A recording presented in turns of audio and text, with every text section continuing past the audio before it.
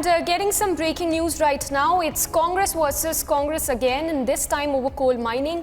Now, Rajasthan Chief Minister has sought party President Sonia Gandhi's intervention for speeding up state-level mining clearances for commencing production of coal from blocks allocated to its power projects in Chhattisgarh.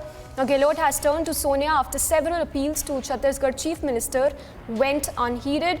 So that's the latest that we are learning about Congress versus Congress that has again erupted, and this time between Chhattisgarh and Rajasthan. Going across to Sumi for more on this. Sumi, we understand that Gehlot has written to Sonia Gandhi about the coal mining. If you could tell us more details regarding this issue.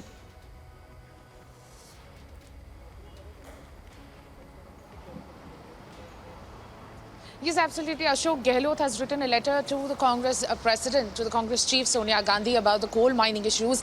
And in fact, there is a stalemate that has been going on between the states of Chhattisgarh and Rajasthan. And that's what we've been witnessing for quite some days. In fact, the issue, the bone of contention between both the Congress governments. And in fact, this issue has been consuming both the governments for quite some time. And now it has come out in the open. And this is not the first time that the issue has come out in the open. In fact, in the past as well, such issues have consumed Congress, and that is the infighting that we always talk about.